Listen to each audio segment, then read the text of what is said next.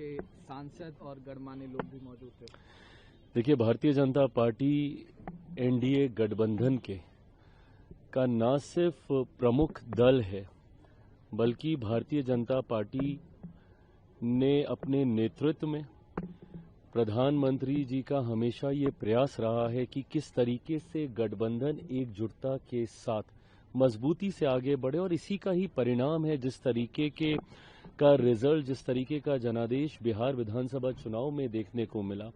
ये दर्शाता है कि जब सारे दल एकजुटता के साथ हैंड एंड ग्लव की तरह जब काम करते हैं, ईमानदार सोच के साथ आगे बढ़ते हैं, गठबंधन के प्रति ईमानदारी रखते हैं, तो इस तरीके के परिणाम आते हैं।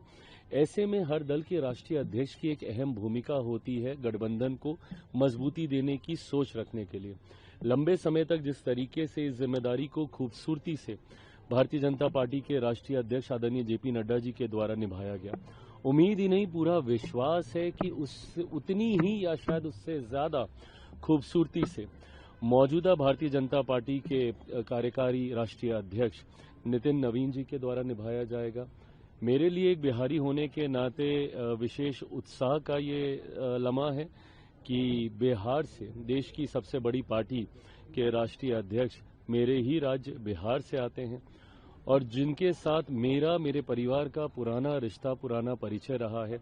पीढ़ी दर पीढ़ी, 2 पीढ़ियों का संबंध उनके परिवार से मेरे परिवार का रहा, और एक लंबे समय से 2 भाइयों की तरह हम लोगों ने बिहार में काम करने का हम लोगों ने प्रयास किया। ऐसे में जब उनको इतनी बड़ी जिम्मेदारी नितिन नवीन जी को मिली है, मेरी तरफ से, मेरी पार्टी लोक जनशक्ति पार्टी रामविलास की तरफ से उन्हें ढेर सारी बधाई, ढेर सारी शुभकामनाएं, और पूरी उम्मीद, पूरा विश्वास है कि आने वाले दिनों में एनडीए गठबंधन उनके नेतृत्व में और मजबूत होता हुआ और उसका और विस्तार होता हुआ हम लोग जरूर देखेंगे। युवा बिहारी नितिन नवीन भी बने हैं पार्टी के राष्ट्रीय कार्यकारी। बिल्कुल, ये युवा बिहारी चिराग पासवान में बिहार में कैसी जोड़ी चलेगी? ये मैं मानता हूं कि ये युवाओं में एक नया जोश, एक नया उत्साह होता है, और मेरे प्रधानमंत्री ने भी इस बार बिहार चुनाव में बिहार फर्स्ट, बिहारी फर्स्ट की सोच, हम लोग हमेशा ये कहते रहे हैं कि एक हम लोग का MY समीकरण है जहां पे महिला और युवा हैं।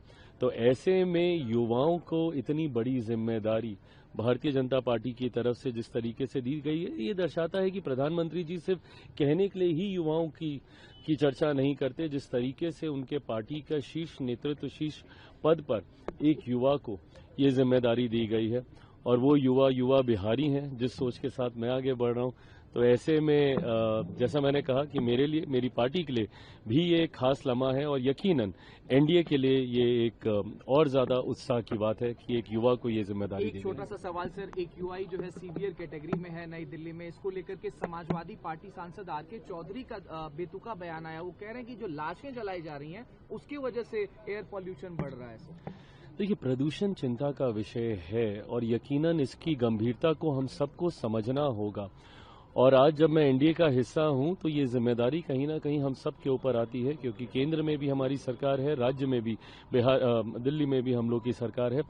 ऐसे में मैं मानता हूं कि विपक्ष के पास ये मौका है टीका टिप्पणी करने का, आरोप प्रत्यारोप करने का, पर ऐसे में इस तरीके के बयान देना कि लाशें जलने से पोल्यूशन दहन भी होता है, उस वजह से भी प्रदूषण बढ़ जाता है, मुझे लगता है सिर्फ कहने के लिए अगर आप ऐसे बयानों का इस्तेमाल करते हैं तो आप कईयों की भावना को ठेस पहुंचाते हैं। विषय की गंभीरता को समझते हुए मुझे लगता है सेंसिटिव मैटर है, हर किसी को जिम्मेदारी से बातों को रखना चाहिए। जैसे कि मैं सो रहा हूँ तो पिताजी को जगाना है मुझे, तो वो डायरेक्ट उठाने के बजाय, और हिंसा की परंपरा मेरे यहाँ नहीं थी सौभाग्य से, तो वो क्या करते थे कि उस कमरे में आ जाएंगे या बाहर से गुजरेंगे और चौपाई बोलेंगे, प्रात काल उठ गए रघुनाथा मात पिता गुरु नावई माता। कभी कभी मैं गुस्से में उठ करके अरे पापा, चरण स्पर्श किया और सो गया। मैंने कहा अब मत उठाना।